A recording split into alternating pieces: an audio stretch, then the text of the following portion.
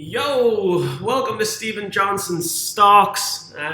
This video is about how in the last 5-6 weeks I've turned $600 to 2,450 or something like that. Made about 1,700 bucks. What's changed? How was I always losing and now I'm winning?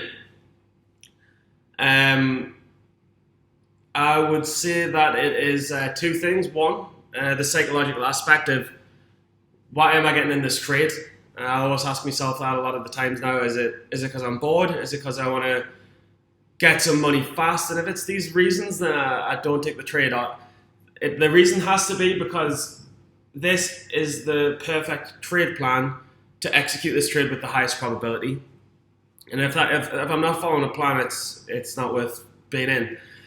The second thing is that I'm really looking at the setup and thinking, I only want to be in this setup full size if like the absolute in the like safest way possible. So like worst case scenario, I'll be in a full size. A lot of the time and that's like if it really goes to hit that high day and a bit above. If it tests that high day, I'm going full size there because that's what I think the best risk to reward is.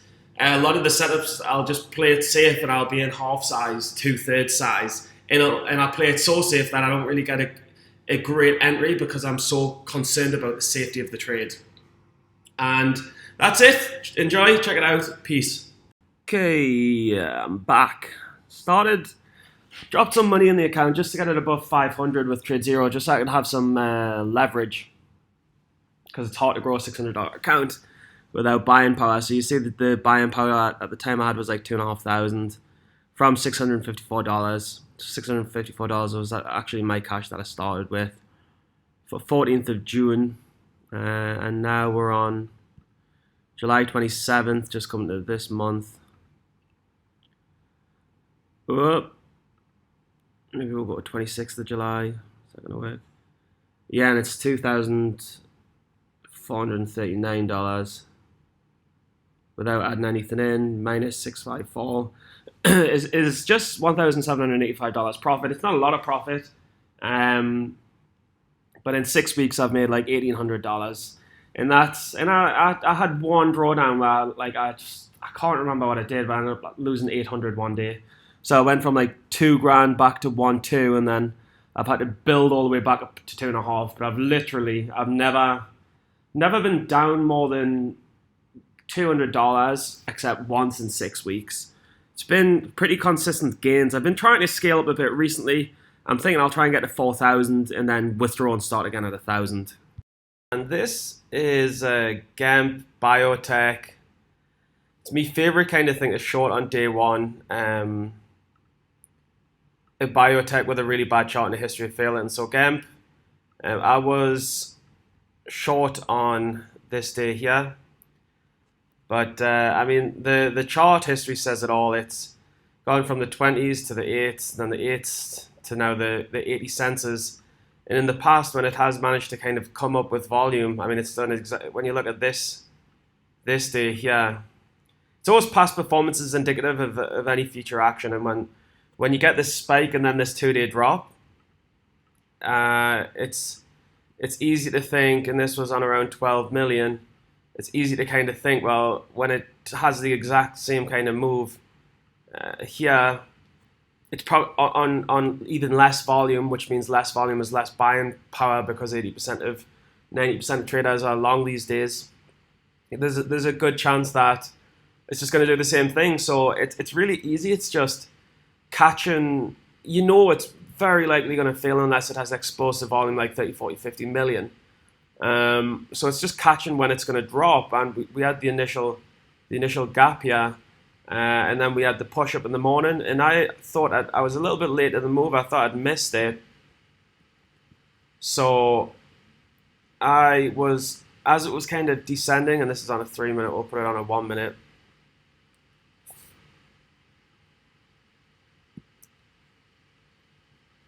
As it was kind of coming down, I took a small position here in case the double bottom cracked. and I was just going to miss out on it altogether. I just didn't want to miss out on it, which is a scary trait. And what ended up happening is this popped up from the 130s to the 150s. I actually I just got out because I was like, if it's still very early in the morning, it's 7:30, 7:20 in the morning. There's loads of time for this to like make another higher low, then test higher day, then pop. And if it pops, I'll be one of the early shorts, and there'll be a ton of shorts jumping on this straight away because of the long-term history of the chart. I'll be just one of many shorts getting my ass fucking squeezed. And I played it a bit. I played it like I don't mind this entry here. But it should have been a very small position, risking off the high of the day. I was a little bit too eager here, and it made us have to cut it. But there's been so many times it's broke higher day, and I've been fucked. So I cut it, and then only really when it started this higher low, lower high, we've got kind of confirmation of the downtrend. We've got the descending triangle, and we've also we're starting to get like the bouncing ball of the lower high. So when I came back in on this lower high, and then when it snapped, I was just shorting the peaks again, building a position in. And these are just fake. These are like random orders. They're like fake prints. It was a complete downward story. And then I was just out. I was out around $1.05, $1.06 at the open because I was just like, I don't know. To be honest, I would have held longer. But I don't know if Trade Zero like punishes you for... it doesn't let you cover or trade things under $1. And I didn't know what the fees were. So I was like, fuck it, I'll just take the profits. But no surprise at all, went all the way back down. Nice, easy layup short. For sure, DMPI is by far my favorite trade of the month because I don't go long very often. I mean, we can see it's recently at 52-week highs. This looks like it's had some sort of reverse split where they've lowered the floating high at the price or whatever. I think that's how it works. But yeah, I mean, and it doesn't, like, you don't need to read too much into these charts. All you need to know is that it's recently been at highs, but that might be due to the reverse split, so I don't quote us on that. But the telltale giveaway sign is on 4 million shares traded. If it is a reverse split and the floats have been lowered, which I think it is, 4 million shares, it can move from 160 to 550. And why it moves or how it moves or how many shares the float is or whether it's had a reverse split, none of it matters. All what matters is that you know from past history that on 5 million shares, this stock can go from 170 to 5. So when you've got, and granted, it's like sold off a little bit since then, but when it's trading in the range of like 15 million, you know that likely it should do around the same, but because of the downward chart, because of like the fact that it really didn't hold its highs the last time, it makes it more likely that it'll try, but it might not get there. The DMPI came out of nowhere, ripped all the way up. I was in at 186 and 179, so I was waiting for the pullback. So rips, stocks normally move in waves. So you've got like wave 1, wave 2, so then you've got wave 3, which is this wave here. And after that 3 waves, normally they'll like really pull back or they'll consolidate a while. This had like, again, let's just draw it out for you guys. This is wave 1. This is wave 2. This is like a big attempted wave 3. And then generally after 3 waves, they'll stop. So I knew that based on the fact that this stock can go really, really run on low volume, and this has got even more volume on this day, then I'm definitely feeling I'm quite safe buying the second wave on a pullback. Like I'm not chasing strength, I'm buying weakness. So right where we have this big push, like, yeah, the stock's moved from the 130s to the 180s, and it's a big move. But so it does need to consolidate, but you've still got to think, this stock can go to 5. Like, that doesn't matter. So I'm buying this initial pullback on the green. I'm adding a little bit more here on this red candle in the 176s. Kind of catch the bottom. And as soon as it in me sells, if you look at the sells in the MPI are 219 and 214. So I'm selling like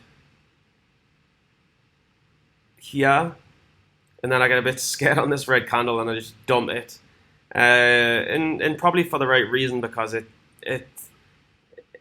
I mean, this as well as it's like it's such a nice, like, what time is it, 10:30 typical higher day break. I mean, it's the perfect like higher low break. But when this doesn't with this much consolidation, with this stock history, this should be breaking to 3 and 320. So when it breaks, but you get 5-10 cents out of it, that's a very, very good sign that that's kind of maybe the end of the day for this stock. And it turned into be a better short, and you could have made a ton of money on the way up and even more money on the way down.